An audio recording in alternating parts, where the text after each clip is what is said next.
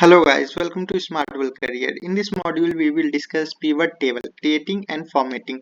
So basically इसको समझने के लिए हम लोगों ने एक डेटा लिया है. डेटा में हमारा डेट है, क्लाइंट है, रीजन है, मंथ, ईयर, क्वार्टर और अमाउंट है. अमाउंट बेसिकली ये सेल्स है टोटल. सो अब हम लोग इस डेटा को यूज करके कैसे पिवट टेबल बना सकते हैं वो समझेंगे. तो इसको समझने के लिए सबसे पहले हमें करना क्या होगा कि अपने मेन्यू वाले टैब में इंसर्ट पे क्लिक करेंगे. इंसर्ट पे क्लिक करने के बाद हमें लेफ्ट साइड में सबसे जो ऊपर दिख जाएगा आपको पिवट टेबल वाला ऑप्शन. यहाँ पे आपको तीन तरह से पिवट टेबल क्रिएट करने का ऑप्शन है.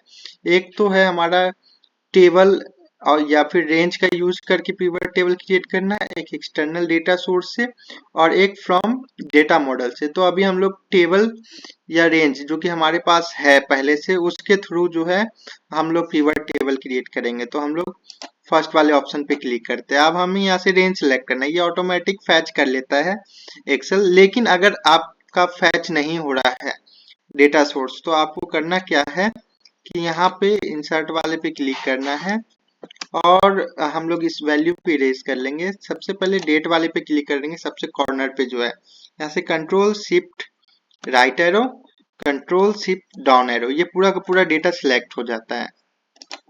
यहाँ से इंसर्ट कर लिए. अब हमें पूछा जा रहा है कि ये पिवट टेबल जो है हमें न्यू वर्कशीट में ऐड करना है या एग्जिस्टिंग वर्कशीट में ऐड करना है. तो अगर एग्जिस्टिंग में करना है तो एग्जिस्टिंग पे क्लिक करके जो भी सेल सेलेक्ट करना चाहते हैं जहाँ पे आपको चाहिए पिवट टेबल उस पे क्लिक करके ओके कर देंगे तो ये सेम शीट में इंसर्ट हो जाएगा. बट अभी हमें न्यू वर्कशीट में चाहिए तो हम लोग न्यू पे क्लिक करके ओके करते हैं. आप जैसे ही ओके करते हैं तो यहाँ पे आपको आप डिफरेंट ऑप्शंस हाईलाइट हो जाएंगे. ऊपर मेन्यू में दो तरह के ऑप्शन दिखेंगे, एक पिवट टेबल एनालाइज और दूसरा डिजाइन. डिजाइन पार्ट में हम लोग फॉर्मेटिंग के बारे में समझेंगे.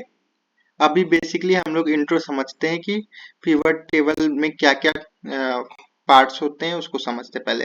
तो ये जो आपको बॉक्स दिख रहा है जिसमें पिवट टेबल 6 लिखा हुआ है, ये बेसिकली इसी में हमारा पिवट टेबल जो भी डेटा है वो इंसर्ट होके आएगा. और इसके राइट साइड में हम लोग देखते हैं तो एक सर्च बॉक्स है. सर्च बॉक्स में वैल्यूज हम लोग सर्च कर सकते हैं.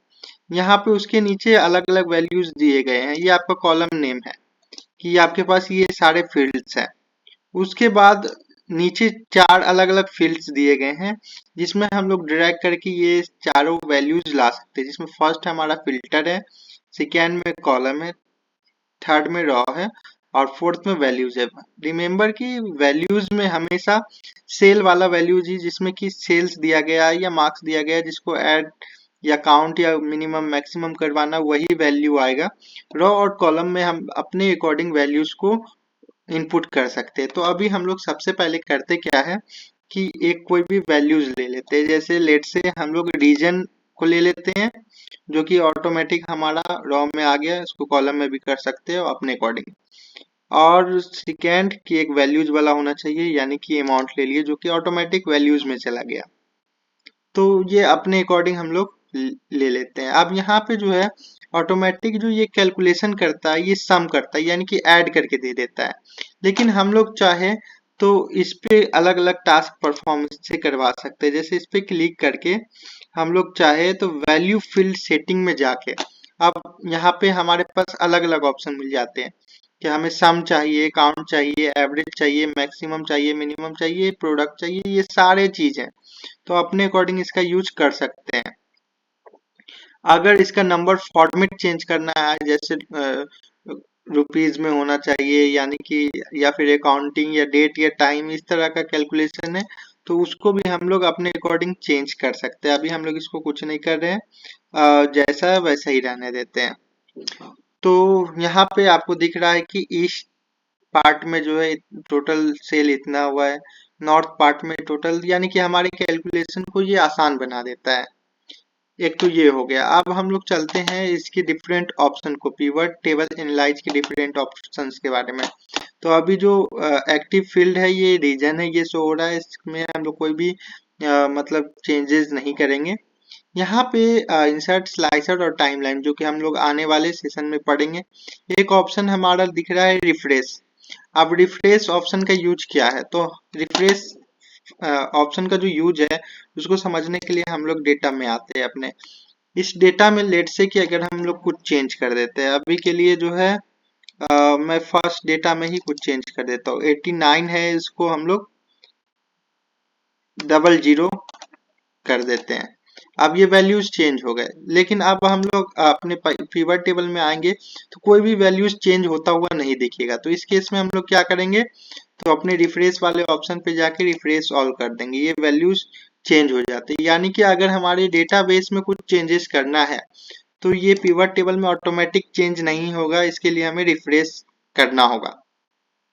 तो ये चीज को ध्यान में रखेंगे, क्योंकि होता क्या है कि अपने डेटा सेट में कभी चेंज करना होता कर तो देते हैं, बट वो पिवट टेबल में चेंज नहीं होता, और जो हम लोग अ, बनाते हैं अपना डेटाबेस उसमें कहीं ना कहीं गलत इंफॉर्मेशन आ जाते हैं। तो रिफ्रेश करना ना भूलें।